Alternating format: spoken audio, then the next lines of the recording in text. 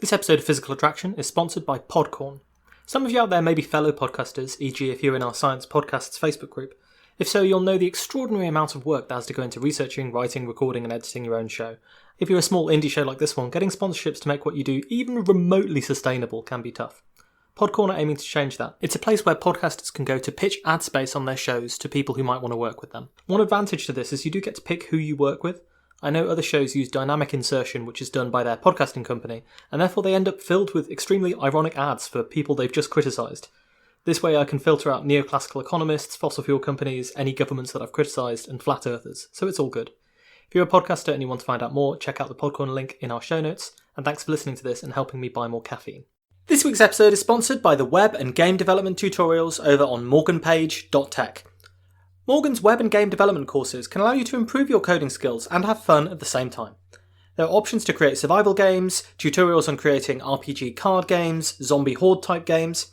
But even if you're not planning to code any games, you can use their site to generally brush up on your skills in coding languages like JavaScript, HTML and CSS, which form much of the backbone of the internet. There are some free courses available on morganpage.tech too, so you can get an example of what you'll be buying. But you can also get access to all of their courses for a single monthly subscription fee. What's more, you can use the coupon code PHYSICALATTRACTION to get 20% off any purchase when you go to the counter and let them know that we sent you. So if you're interested in learning a new skill or brushing up on your existing JavaScript, or indeed just coding up some games as a fun side project, that's morganpage.tech or the courses at morganpage.teachable.com. Thanks very much, on with the show.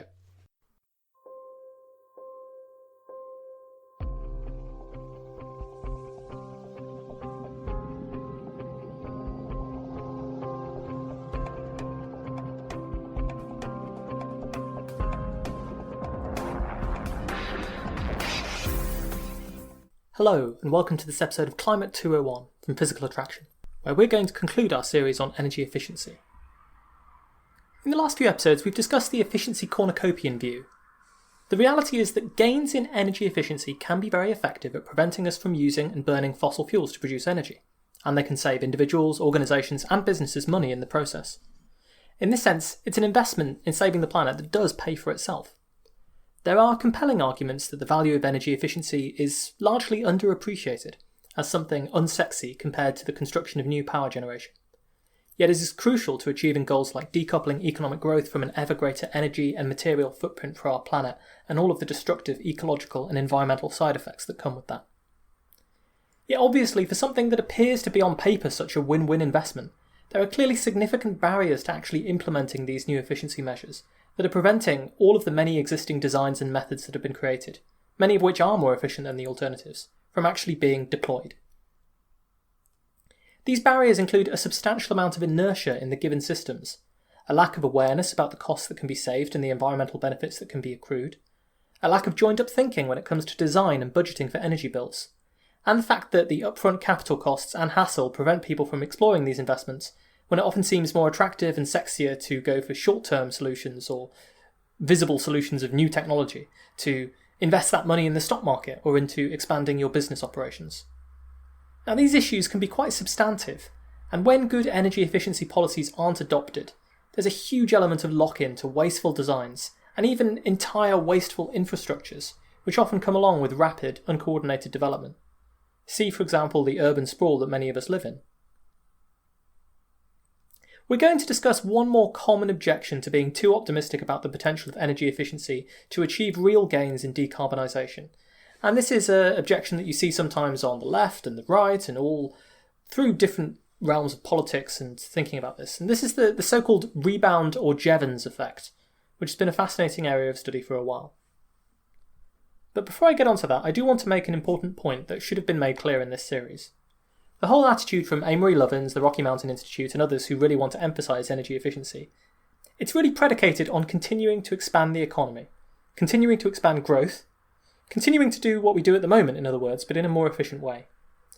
You end up with solutions that politicians and business leaders like, those which show you that you can make or save money and save the planet at the same time.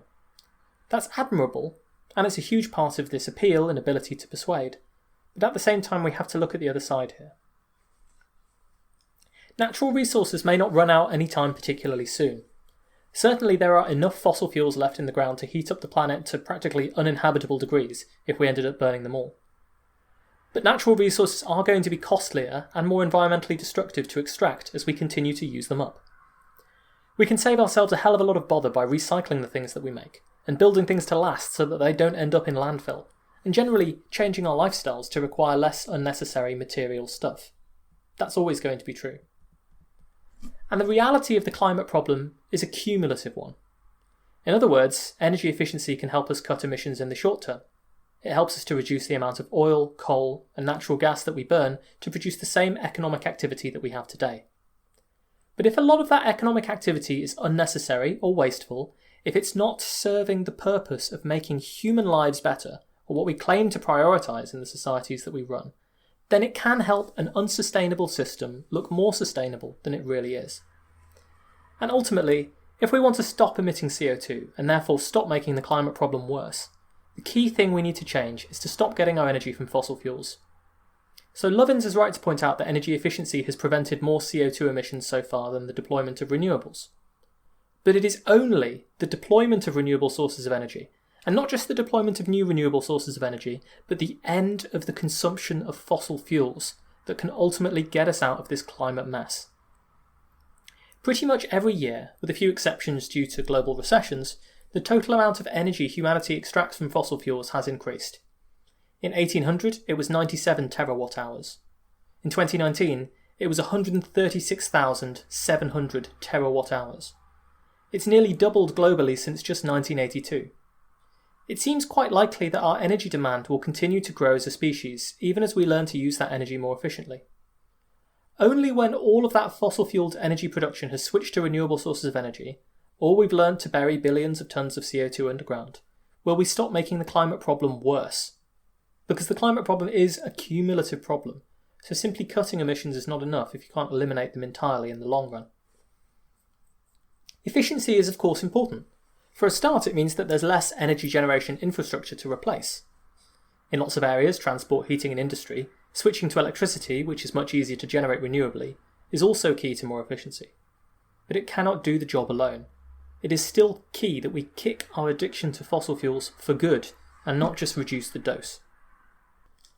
The question of whether we can actually do so under the current economic and social systems we live under in time to prevent dangerous levels of warming or some level of warming that you want to avoid, I think is the question of the 21st century, and that's going to be for another time.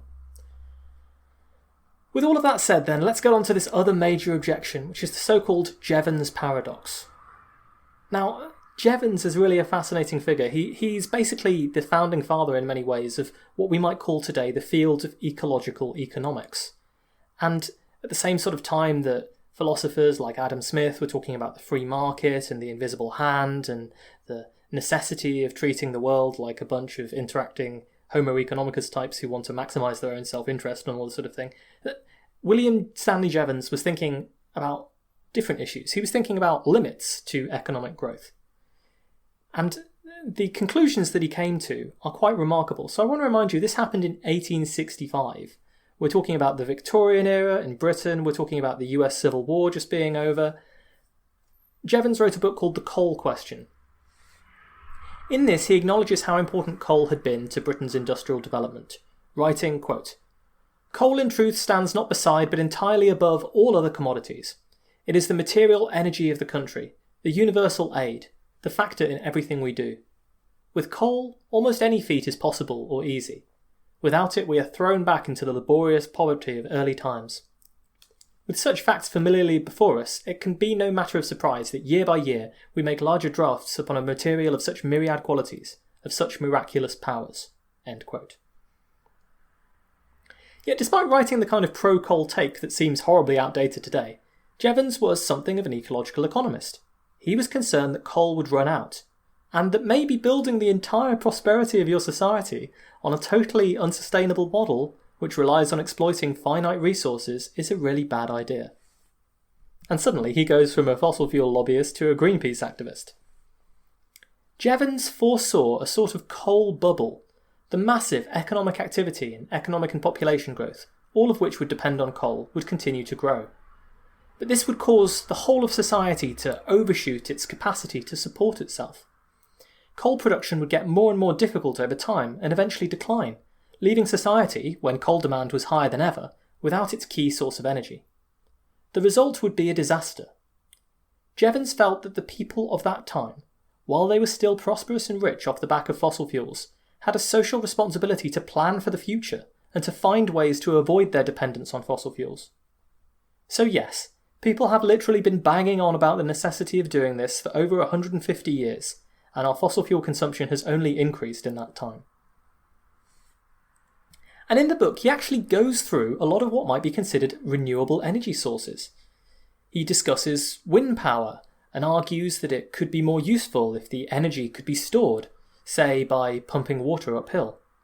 He talks about biofuel, at least wood, and notes that you couldn't get as much energy as you can from coal by burning all of the forests, a point we've made on this show before, because obviously fossil fuels are compressed, high-density energy sources that built up from thousands of years of forest cover, and not just a single generation of trees.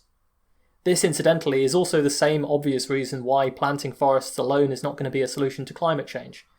We're burning and releasing CO2 into the atmosphere from many generations of forest, not just one.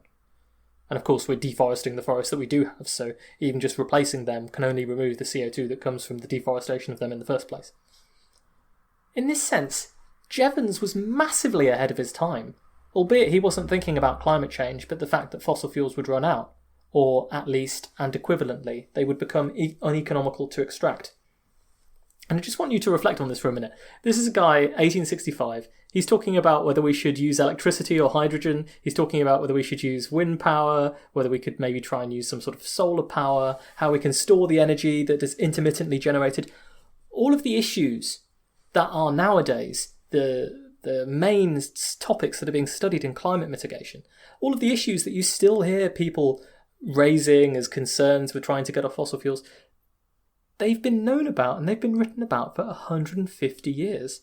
So what we're talking about, it's not actually that new. And this makes me think of a number of things. One is, of course, whenever someone comes up with these objections like, oh, the wind doesn't always blow and the sun doesn't always shine when it comes to renewables. I mean, Jevons thought of this 150 years ago. We have come up with some solutions in the intervening time. The second thing, of course, is what a wasted opportunity. If people had listened to him rather than pursuing relentless growth at all costs, we wouldn't be in such a perilous state of potential overshoot of our carrying capacity of the planet right now. And it just goes to show, once again, the power of ideas. It really does. I mean, if Jevons's books and his perspective on reality had been as widely read and as widely supported as that of Adam Smith and the sort of neoclassical economic picture that he did, if that had in fact been the ferment of ideology that had come out of the 1970s or the 1980s and had been the way that we chose to redirect society at that point, I mean, there was a time when we could have done it, when there was the oil crisis in the 1970s, should have made clear to everyone that what Jevons was talking about, building your society's prosperity on the supply of these finite fossil fuels, was obviously not the way to go.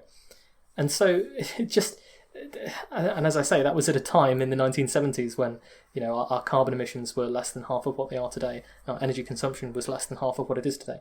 So it would have been far easier to act then, and who knows where we could have been today if we just had the foresight of a guy from 1865. So that is my rant on William Stanley Jevons. And if you're interested, follow Tom Brown, the energy systems modeler on Twitter, who did some more research into the actual quite robust debate that was going on in the 1860s after I alerted him to this book. I have a copy of the coal question too, and if people want me to review that, I'll think of doing it. But anyway, I'll go back on script now. So, I mean, we've talked about Jevons. He was not the first person to worry that humanity was exceeding the carrying capacity of the Earth, Loyal listeners will remember when we talked about Malthus as one of the Teotbauke specials, and his ideas that the population of the Earth would exceed its ability to produce food. Now, Jevons did make a lot of good points in his book. I mean, he actually predicted that British coal production might peak in 50 years, which was almost exactly correct given that he was writing in 1865, and British coal production peaked in 1913. And Jevons was a little bit smarter than Malthus in that he acknowledged that technology would probably make it cost competitive to extract more coal in the future, but he still felt that population growth and demand would necessarily outstrip supply. What Jevons missed, of course, was that we would learn to also exploit natural gas and oil, as well as the vast natural resources from other countries, which was not necessarily as clear in the age of steam when a lot of Britain's coal was still being domestically produced. But the contribution he is remembered for in this book is a rather grim prediction. Because one of his contradictions was to say, well, people are going to say that you can use these fuels more efficiently. But he thought that that's not actually going to solve the problem. He wrote this, quote, "It is wholly a confusion of ideas to suppose that the economical use of fuel is equivalent to a diminished consumption. The very contrary is the truth." So what was he talking about here? Well, here's an example. The earliest practical steam engines, such as those designed by Thomas Newcomen, are inefficient. When James Watt came along with his new steam engine, it was a revolution in energy efficiency. It used up to 75% less fuel than previous models. But Jevons noted that developing an engine that used a quarter of the amount of coal to do the same work hadn't led to a reduced consumption of coal. Instead, it just meant that it was cheaper to use steam engines, which replaced water wheels in lots of applications. The demand for coal only increased as endless new applications for the cheap and efficient steam engines were found. This is the observation that was called Jevons's paradox, and it's pretty simple when all is said and done. If you make processes more energy efficient, it costs less to do them. Since it's less costly to do something, people then do the thing more, so consumption of energy goes up again. In the worst case scenario, you can imagine that maybe the whole thing backfires and you can end up consuming even more energy than you did in the first place. If we were all stuck using steam engines of the old style efficiency, then perhaps they would only ever have been used for a small amount of trains or something like that. But actually the fact that we've made internal combustion engines so much more efficient now means that everyone can drive around in a car, and obviously the consumption of the primary fuels has gone up massively as a result. So there's a couple of things here. So that in terms of the rebound effect or the Jevons's paradox, that's what we call the direct effect, where you use more resources.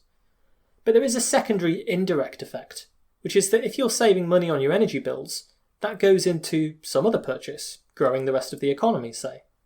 And as long as economic growth is tied to ever-increasing uses for energy, as it has been for a long time, this growth to the economy increases energy consumption. So maybe you buy a more fuel-efficient car, and then you're using less oil in the car when you drive it around. But you use the money that you save on that car and that fuel on a plane trip to Paris instead.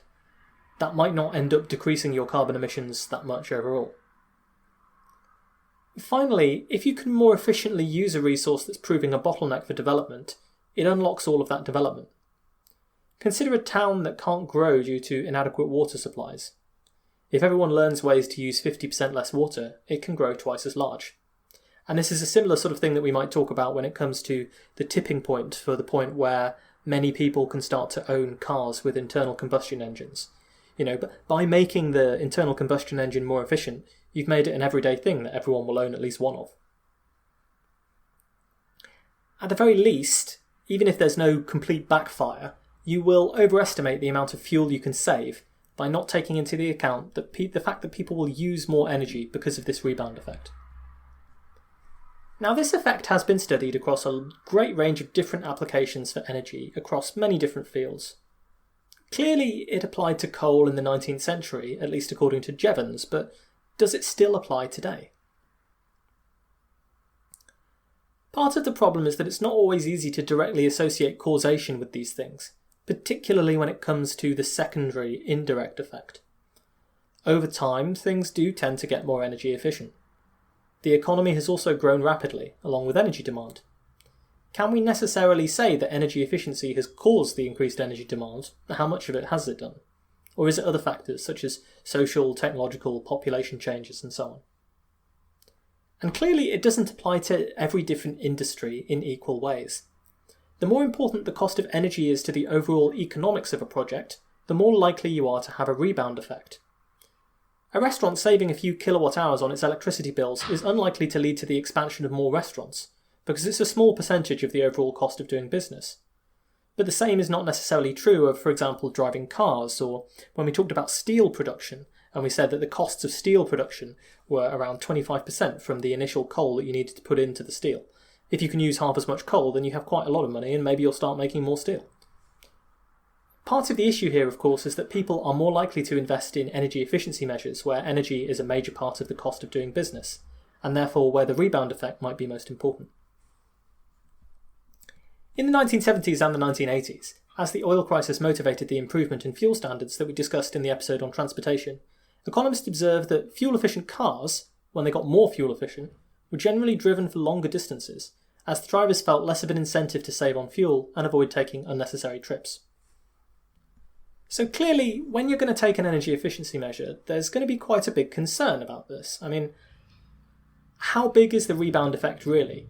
If it's enough to compensate for the energy savings that come from efficiency measures, then although you'll get an economic benefit from wasting less fuel, and therefore extracting more value from the same input of fuel, then you won't actually achieve your goal if your goal is to reduce the amount of fuel that you're using, and you could even be counterproductive on this point. On the other hand, if the rebound effect is comparatively small, then you can still reduce fuel use overall, and it's just a slight drawback that you need to take into your accounting, which means you'll be slightly less effective at reducing fuel use overall than you think you will be. The reality is that the size of this effect depends intimately on the economics of the situation and the type of resource that you're talking about. If your car was twice as cheap to fuel, would you actually drive twice as far? If you only use it for the same standard commuting journey anyway, perhaps not. Changes in behaviour obviously do saturate at some point as well. It might end up being dirt cheap to heat your house, but you're not going to intentionally roast yourself in 30 degrees Celsius temperatures all year round and keep the radiators running during the summer, even if it does get cheaper thanks to more efficient heating systems. In more developed economies, this is typically the case. People are already driving by ridiculous amounts and lighting up their entire built environment, so making these things more efficient doesn't necessarily cause us to use more of them, simply because there's no additional value in doing so. In many cases, in poorer countries, replacing lights that are expensive with LED lights might cause people to use more lights, because they're not lit up yet. A 2015 paper by the economist Gernot Wagner goes into this problem in much more detail, and finds that it's quite subtle.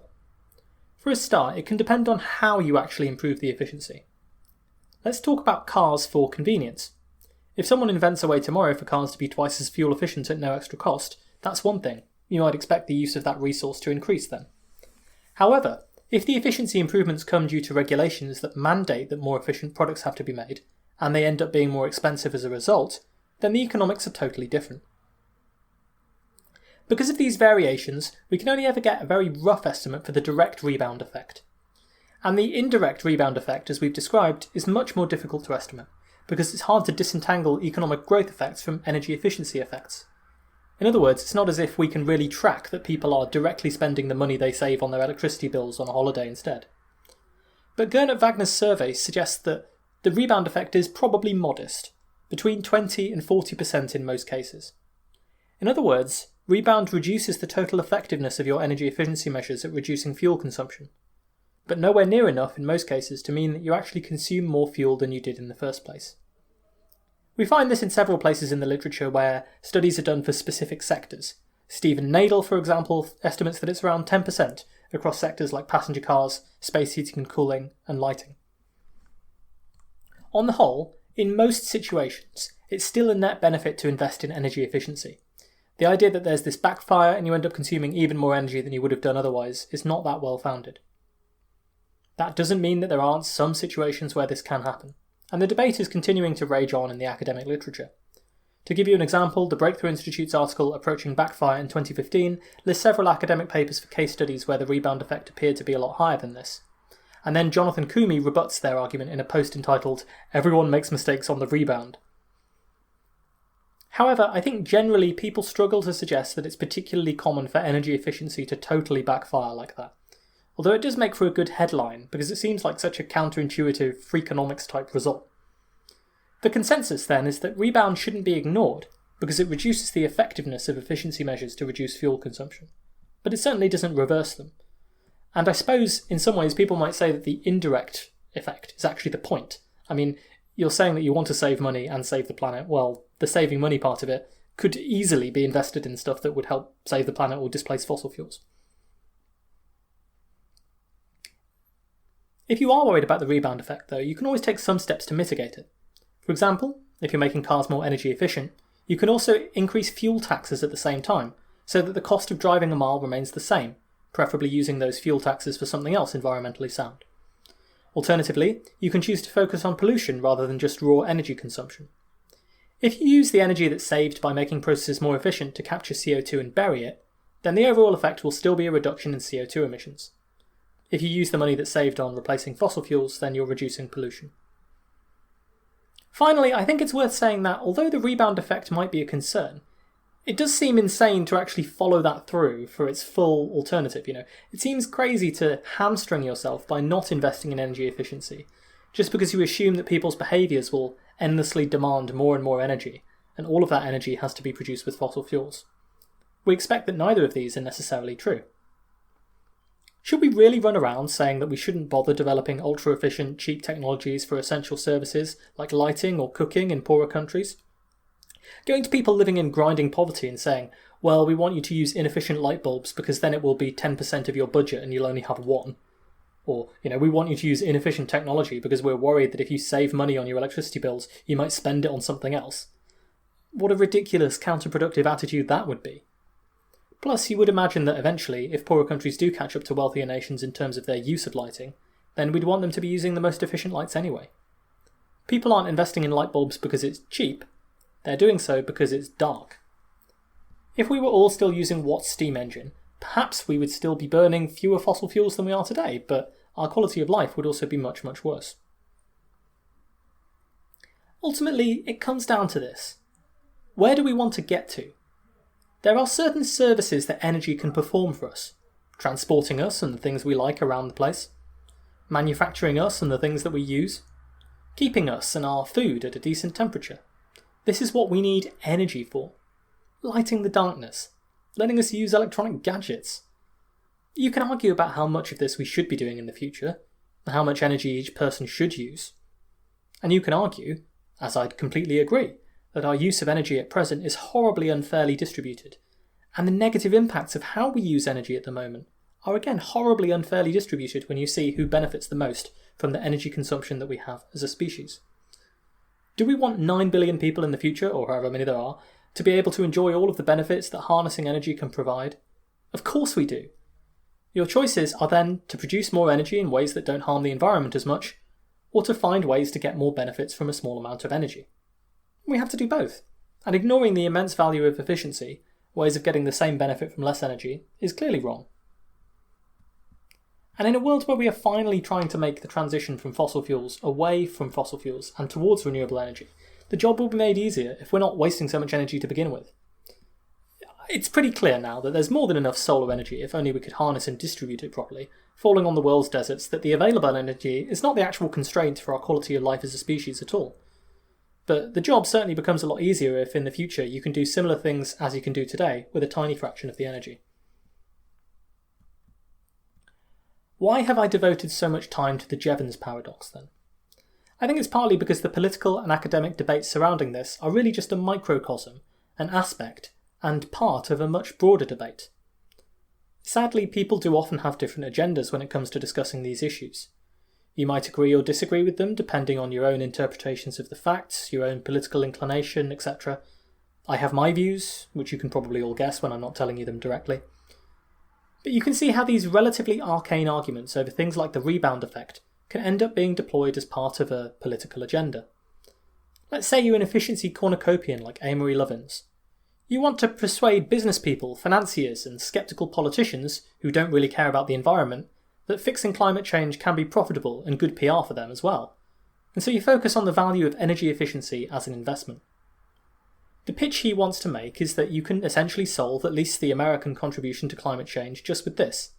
The book Reinventing Fire talks about, quote, a 2.6-fold bigger US economy by 2050 with no oil, coal or nuclear energy, a third less natural gas, a $5 trillion net savings, 82 to 86% lower carbon emissions, and no new inventions, solely through profit-motivated business activity. If that's the case you're making, then obviously you can't talk about the rebound effect too much, because it slightly spoils your picture. Indeed, the Breakthrough Institute, on the other side of the debate, wrote an article, Amory Lovins' Efficiency Fantasy, directly attacking the book that has formed the cornerstone of the efficiency cornucopian view that we've laid out over the last few episodes, and arguing that the size of the rebound effect is consistently underestimated. You might ask why they do that. Well, some people are going to argue that these guys are they're favouring more funding for research and development into fundamental technologies. Their view is that you need more research and development into fundamental technologies and that we don't have all of the solutions in front of us now. whether it's next generation renewables, energy storage, new nuclear, carbon dioxide removal, etc. So in that sense, actually a solution that says you can solve the problem simply through energy efficiency alone is not necessarily the best thing for that organisation. You can see how the efficiency cornucopian attitude is also going to run into conflict with other people's politics. The focus on economic growth, for example. There's definitely a group of people whose argument is that capitalism and a system of limitless economic growth is incompatible with fixing climate change and saving the environment, and that we have to switch to a new system.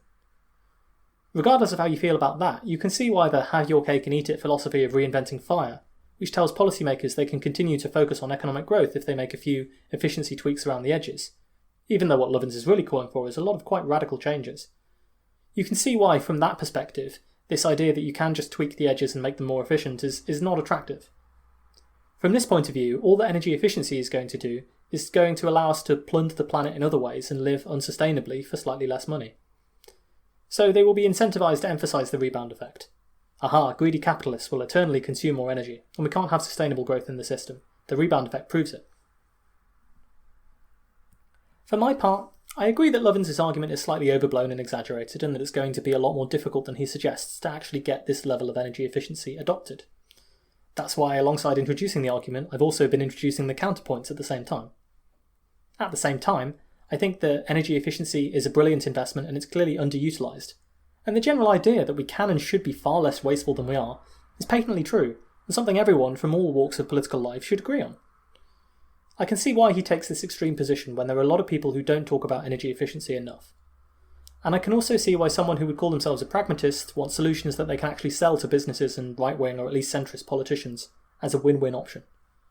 Isn't energy efficient growth a lot better than inefficient growth, since people are going to be pushing for growth anyway?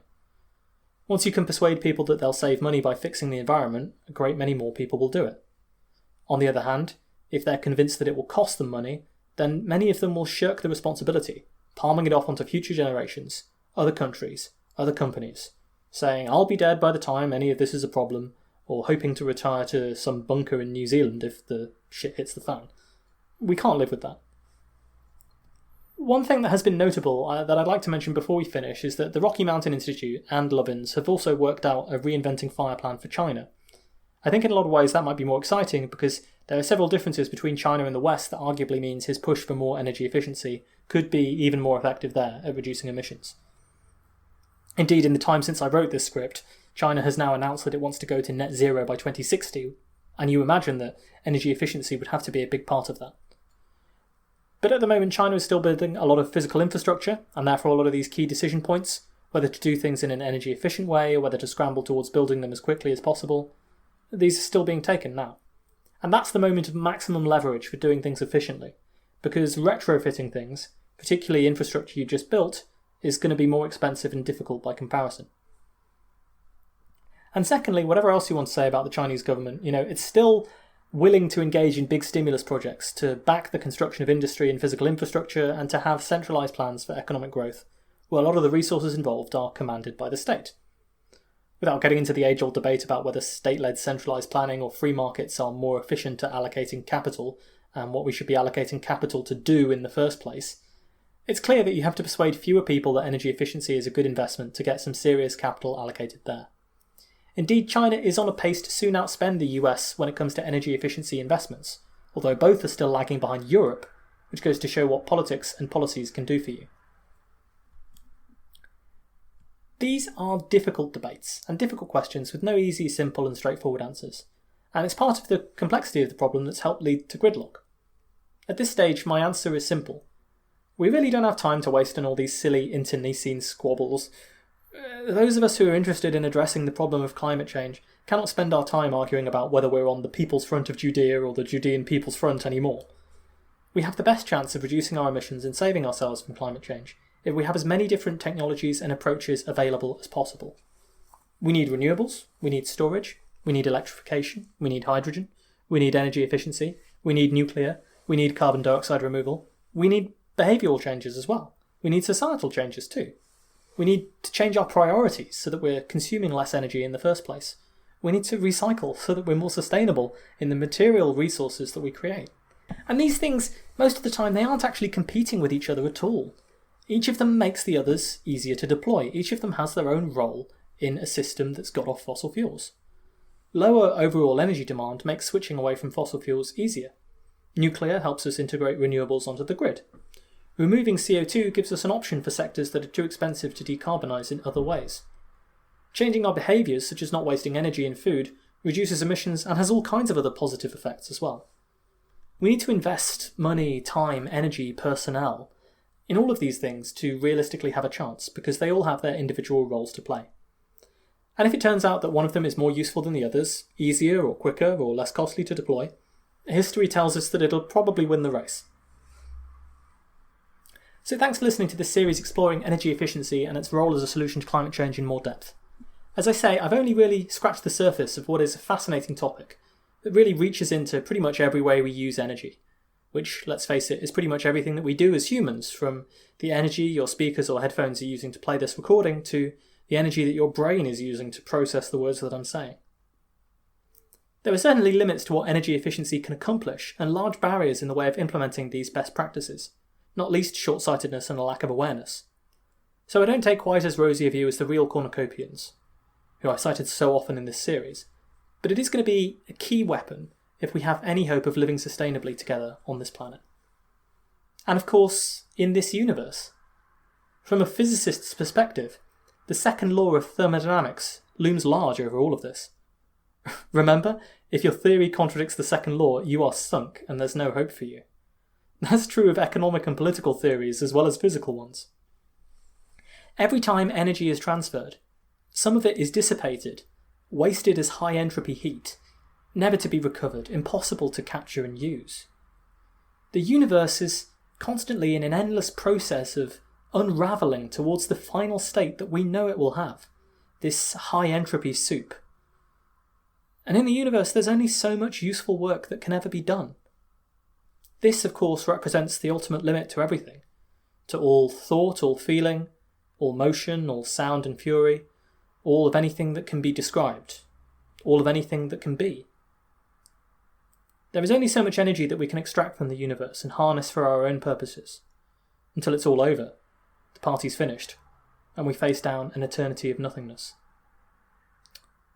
Better make the most of it then. Thank you for listening to this Climate 201 episode from Physical Attraction. Remember, you can find us on the web at physicspodcast.com.